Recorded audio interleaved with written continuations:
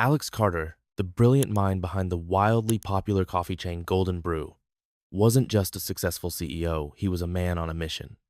Alex built his business on core values: equality, excellent service, and opportunity for everyone. He wanted every customer to feel welcome and every employee to treat people with respect, no matter who they were.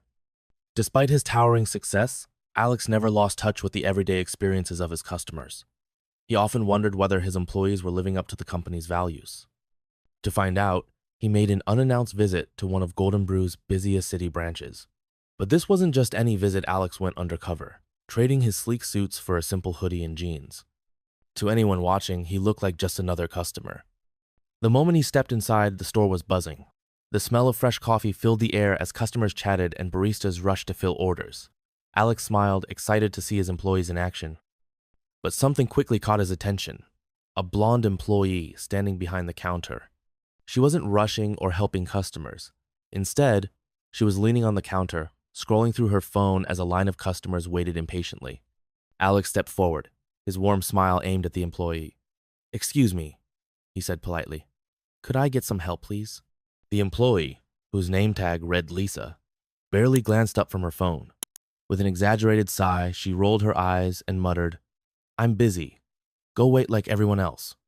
Alex blinked, momentarily stunned by her rudeness. He stepped back into the line, observing as Lisa casually put her phone away and began helping customers. However, Alex quickly noticed a troubling pattern.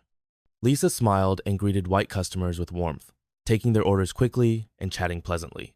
But when customers of color approached, her attitude shifted.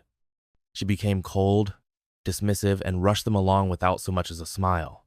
The tension in the room grew as Alex waited patiently. When it was finally his turn again, he approached the counter, determined to see if her behavior was a mistake. "Hi," he said with his usual friendly tone. "I'd like a medium latte, please." Lisa didn't look up. "We're out of that," she said flatly. Alex frowned. He had just watched her make the same drink for a customer moments earlier. "Are you sure?" he asked, his voice calm but firm. Lisa crossed her arms and gave him a sharp look. "Try another store," she snapped. The room seemed to fall silent, and Alex felt a mix of disbelief and disappointment. Was this how his employees treated customers when they thought no one important was watching? Without another word, Alex nodded and walked out of the store. He had seen enough. The situation wasn't just about poor customer service. It was about something much deeper and more troubling. As he walked back to his car, his mind raced with questions. How many other customers had experienced this? How many had walked away feeling disrespected and unwelcome? Alex knew one thing for certain. This wasn't the end of the story. It was just the beginning. Back at Golden Brew headquarters, Alex wasted no time diving into the matter. He pulled up customer feedback and employee reports from the city branch he had visited. What he found only added to his frustration. Complaints about rude service and unfair treatment kept popping up, many of them mentioning a blonde employee. Some customers even suggested they felt unwelcome because of their race. It didn't take long to connect the dots. Lisa had a history of this behavior. Alex also discovered that Mia, the store manager, hadn't filed any official reports. Determined to get to the bottom of it, he invited Mia to a private meeting. At first, Mia seemed hesitant. She admitted she had noticed Lisa's behavior, but hadn't said anything. "Lisa's popular with some of the staff," she explained nervously. "If I called her out, I was worried it'd cause tension. I didn't want to make things worse." Alex listened carefully, his expression calm but serious. He assured Mia that creating a fair and welcoming workplace was more important than avoiding conflict. He thanked her for her honesty, but made it clear that allowing such behavior to continue wasn't acceptable.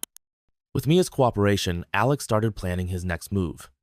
1 week later, Alex returned to the same Golden Brew branch, but this time, he wasn't in casual clothes. Dressed sharply in a tailored suit, he walked in with a small team of executives. The sight of them caused the store to fall silent. Customers paused mid-sip, and employees whispered nervously among themselves. Lisa, oblivious to what was about to happen, was chatting with another employee when Alex called for a staff meeting. "Can I have everyone's attention, please?" he said, his voice steady but commanding. The staff gathered in the seating area, their faces a mix of curiosity and worry. Lisa leaned against the counter, still scrolling on her phone, until she realized who was speaking. Her eyes widened, and she quickly tucked her phone into her pocket. "My name is Alex Carter," he began, his tone firm. I'm the CEO of Golden Brew. Gasps filled the room as Lisa froze, her face turning pale. Alex scanned the room, his gaze finally landing on her. Last week, I visited this store undercover. I wanted to see how customers were treated. He locked eyes with Lisa. What I experienced was unacceptable. I was ignored, dismissed, and lied to.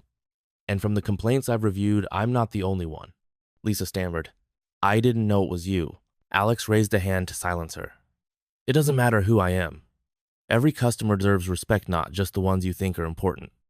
The room was tense, and Lisa's usual confidence had vanished.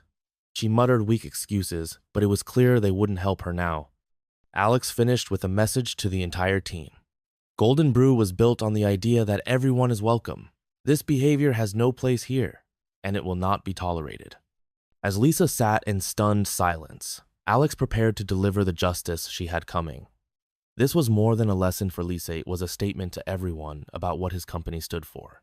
Alex stood at the front of the room, looking at his employees with a firm yet calm expression. Let me make one thing clear, he said, his voice steady.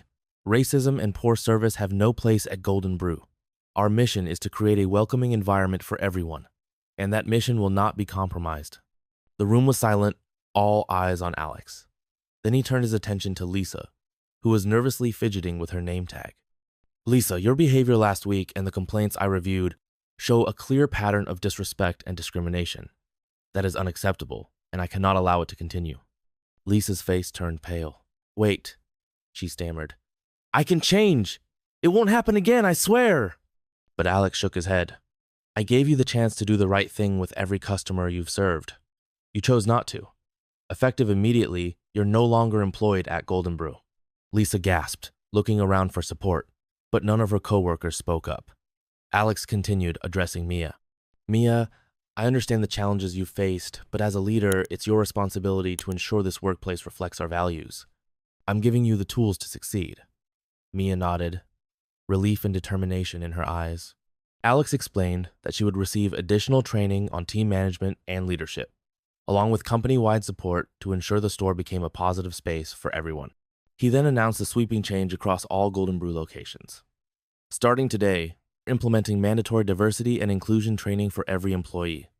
These sessions will focus on treating every customer with respect and ensuring that Golden Brew remains a space where everyone feels welcome. We will not wait for problems to arise, we will address them proactively. Word of the incident quickly spread, thanks to a few customers who had witnessed the confrontation and shared the story online. Social media exploded with posts applauding Alex for taking swift and decisive action against discrimination. Comments flooded in from people who admired his leadership and praised Golden Brew for standing up for its values. The changes Alex implemented began to make a difference almost immediately. Customers noticed the improved atmosphere at the coffee shop, and many expressed their gratitude to the staff. The local community, once wary of the branch, began returning in greater numbers, and business flourished. For Alex, the experience was a reminder of why he had started Golden Brew in the first place, to create a business that not only served great coffee, but also stood for something greater. He reflected on the importance of leadership, and how one decision could shape the culture of an entire company. One afternoon, as he visited another store, Alex noticed a young black barista working diligently behind the counter. The barista looked up, eyes wide with recognition. "You're Mr. Carter," he said excitedly. "You're the reason I wanted to work here." Alex smiled, touched by the young man's words.